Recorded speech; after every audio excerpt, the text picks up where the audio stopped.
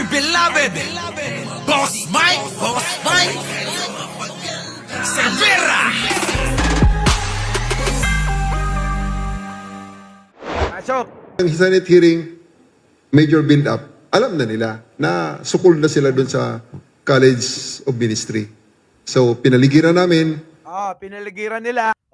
Isang pagpugay kay General Torre. Magaling ka, sir. At siniguro namin kung makalabas. Dapat ang assault is 1 o'clock nung Saturday. But dinefer namin in deference to the bar. May klase kasi may bar ops kasi ang JMC. Sige sir, pagbigyan. AOB, kita nyo?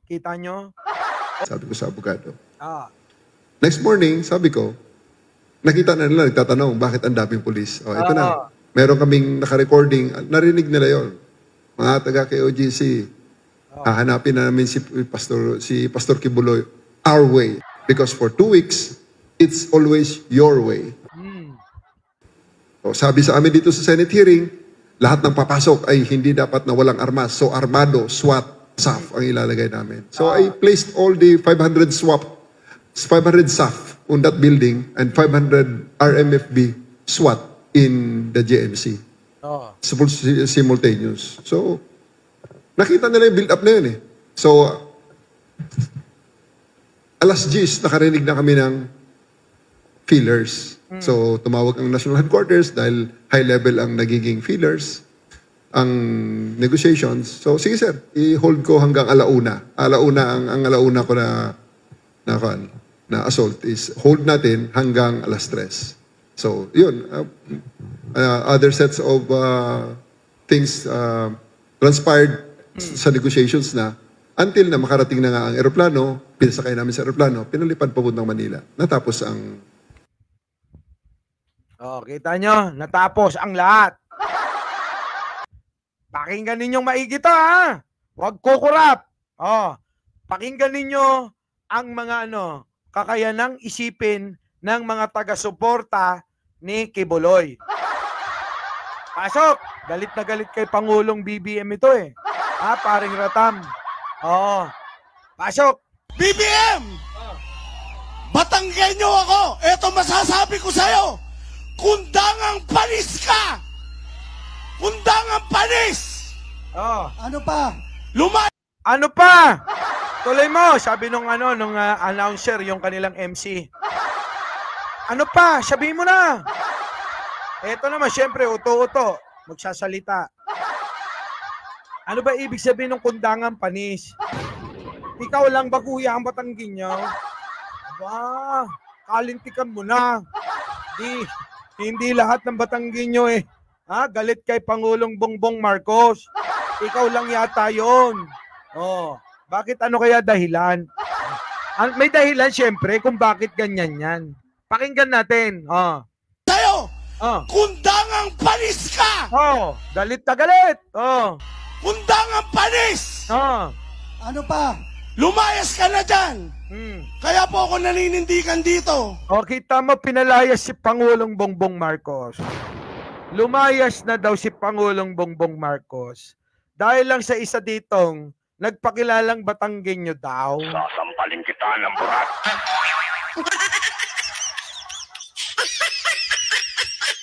May dahilan, syempre. May dahilan. Anong dahilan? Bianca Nulod, Black Tiger, Jenny Piccolo. Sa mga hindi ko nabasa at lumagpas sa mga mata ko, Jaco Channel, nandamay pa. Kaya nga, kilala ko yan. Yan yung tulak sa Batangas. Sasampalin kita talaga, ng burat.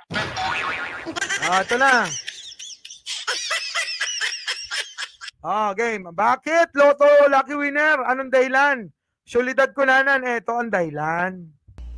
Kung naalala nyo, nung June 10, yung batang babaeng iyak ng iyak. Marami namang iyak ng iyak. Halos lahat naman nun umiiyak. Tama, mali. Yung pala yung dahilan. Na ano nangyari nung June 10? Meron bang nakakatanda sa inyo? Nung June 10 daw, na umiiyak. At ano daw? Nasipa sa mukha ng pulis. Nasipa sa mukha. Ano? Nasipa sa mukha yung anak mo ng pulis. Eh baka naman pasali-sali. Baka naman hara-hara. Oh, kung nasipa man yon, sigurado kami hindi yon sinasadya. Bagkus, dapat kung may anak kang babae, ay dapat pinananatili mo saan? Sa ligtas ng lugar. Yung anak daw niya. Hahara-hara kasi. Oh, kaya galit na galit si kuya. Oh. BBM! Batanggenyo ako! Ito masasabi ko sa'yo! Kundangang panis ka! Kundangang panis! Oh, Ano pa? ano pa? Sabi nung MC, sige sabi mo ano pa? Sul-sul din eh. Yung MC sul-sul din eh. Ito naman si kuya, dahil bobot, tangat, uto-uto, sige lang din na sige. Diba? Oh. Sige, pasok. Ayos ka na dyan! Kaya po ako naninindigan dito. Oh. Kung naalala nyo, nung Kaya daw siya naninindigan dyan, eto yung dahilan niya. Ano yung dahilan mo, kuyang? June 10, Oh. yung batang babaeng iyak ng iyak. Oh, nung June 10 daw, yung batang iyak ng iyak, sino nagpaiyak? Ano ba yan, kuya? Sino ba nagdala doon? Ano ba yan? Alay ba yan? Biyakin ba ni Kibuloy yan? Ano? Ano bang gagawin ni Kibuloy yan? Bukod sa pag-aaraling, given na yon. Bakit? Kasi nga, merong libreng paaral si Kibuloy na hindi naiintindihan ng ilan na yung pagpapaaral sa eskwela ni Kibuloy ay karamihan sa gobyerno rin ang gagaling. Oh, hindi nila alam. Nakuha nyo mga kababayan? Yung pagpapaaral sa eskwela ni Kibuloy, ang pondong nilalaan doon ay galing din sa gobyerno. Na minsan pinagkakakitaan pa ni Kibuloy. Gets nyo ba?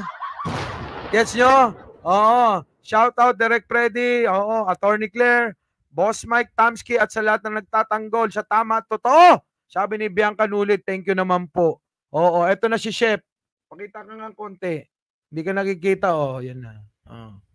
Eto si Chef eh. Chef, ano? Papasok na si Chef Gerardo. Ay, si Gerardo, tawa ng tawa.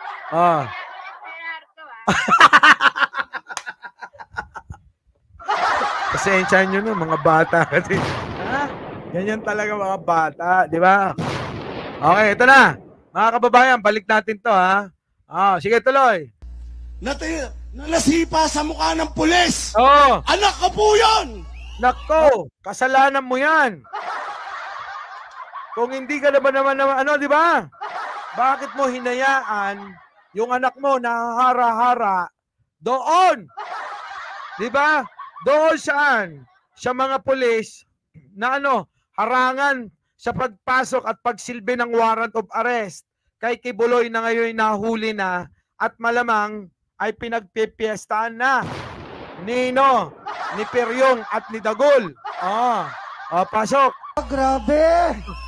Paano nila? Kita mo, grabe! Sul-sul din to eh.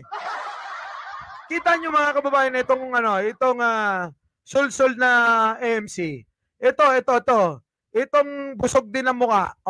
Andali ha. Tingnan nyo. Grabe! Grabe! Diba? Siyempre, pang-hype yung kay kuya. Para sige kuya, banata mo pa. Pinoprovoke niya si kuya. Sige, magalit ka pa. Sige, tirahin mo pa. Grabe. Simuli ba? Sige, tuloy. Paano nila sasabihin? Masamang tao si Tingnan nyo itsura ni kuya, Tinitignan talaga, Paano nyo sasabihin? Masama ang sino si Kibuloy? Sige to. Sasabihin, masamang tao si Pastor. Ulit. Grabe. Paano nila sasabihin, masamang tao si Pastor. 3 anak ko po, nasa Davao. Yeah. Lahat, si Pastor ang nagpaparal. Kita nyo mga kababayan? Eto na ngayon, papasok na naman dito tayo sa ano. Ha? Pagka natulungan ka, sinasamba mo na. Wala ka nang pakialam sa iba na ignagrabyado ni Pastor, sa mga minaltrato ni Pastor, sa mga mga kinadyot-kadyot ni Pastor. Wala silang pakialam doon. Ang mahalaga sa kanila, kaya nila pinagtatanggol dahil nakinabang sila. Nagets nyo ba? Nagets nyo? Eto, pagbasihan na lang natin yung sinasabi niya. Yung sinasabi niya na lang ang pagbasihan natin, mga kababayan. Ha? Dahil sila nakikinabang kay Pastor, wala silang pakialam kung sino man ang iyutin ni Pastor na mga minor de edad. Wala silang pakialam doon. Kung sino man ang abusuhin ni Pastor, kung sino man ang banatan ni Pastor sa kanyang bathtub, wala silang pakialam doon. Kung sino man ang kadyutin ni Pastor mamayang gabi ng sapilitan na minor de edad, wala silang pakialam doon. Ang mahalaga sa kanila, nakatulong sa kanila si Pastor. Dahil 3 anak niya na pag-aaral daw ni Pastor na hindi rin alam, netong magulang na ito, na anak ng inang-inang to, mga kababayan, ulitin ko itong tao na to, itong matabang mukha na to, itong mukhang galit na to, inang-ina mo, obligasyon mo na pag-aralin yung mga anak mo. Bakit inaasa mo sa ibang tao? Tapos ngayon, dahil napagbigyan ka o napagustuhan ka, natulungan ka, abay, ibibenta mo na yung sarili mo kay Kibuloy. Di ba mga kababayan? Kayong mga lalaki, ama ng tahanan, haligi ng tahanan, mga kababayan, kayo ang gumawa sa mga anak ninyo. Tumirik ang mga mata ninyo. Kumislot-kislot ang alin, ang mga katawan ninyo. Inunat-unat nyo yung mga tuhod ninyo. Kumadyot-kadyot kayo. Tapos, wala kayong pangpaaral, inang-ina kayo, iaasa nyo sa ibang tao. Hanggang pati kaluluwa ninyo, ibenta ninyo sa demonyo. Di ba mga kababayan? Tama ba mali? Tama? Yan ang problema sa kanila. Kaya hindi na nila titignan yung ibang naagrabyado o nawalang yan ni Pastor. Bakit? Nakakatulong sa amin bakit?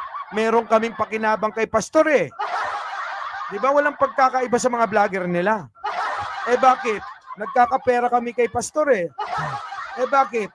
Pag nandyan ba kami sa inyo, meron ba kami? Magkakapera ba kami? Wala naman pera dyan, di ba? Alam naman nila na walang pera sa pagsuporta kay Pangulong Bongbong Marcos.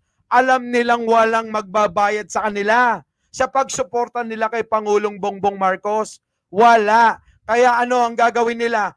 Kung saan sila nakikinabang, mga kababayan, kung sino ang magbabayad sa kanila, doon sila. Doon sila kumakampi. Kaya kahit na mga kriminal at mga mamamatay tao, yung mga pinagtatanggol nila, wala sa kanila. Hindi mahalaga sa kanila yung kanilang mga hindi mahalaga sa kanila yung sasabihin ng mga tao. Tama, mali. Kaya alam na alam ninyo na kapag ka bayarang vlogger, wala sa kampo ni Pangulong Bongbong Marcos. Ayon na rin yan kay Banat Bay kung inyong natatandaan. Hindi magbabayad si Pangulong Bongbong Marcos. Bakit? Panalo na yung mama. Siya na yung nakaupo. Bakit kailangan pang magbayad? Tama, mali. Kita nyo? Ang magbabayad, mga kababayan, ulitin ko ulit ito. Ang magbabayad, yung gustong umagaw at kailangan ng kapangyarihan. Sila yung kailangan magbayad. Sino yung mga taong iyon? Pakisagot. Yung po yung mga nando doon sa kabila na gustong pabagsakin si Pangulong Bongbong Marcos para maagaw ang kapangyarihan, maipalit ang isang alin, mangmang na vice presidente na hindi alam ang isasagot at hindi niya alam kung paano ipagtatanggol yung kanyang budget kung saan napunta. Yun yung gusto nilang ipalit. Para ano? Magawa uli nila yung mga bagay na na libreng-libre sila sa lahat. Tulad ng tulad ng Sino? Kibuloy, Digong, Alice Go, Michael Yang, lahat yan tuloy-tuloy. Boss Mike! Boss Mike!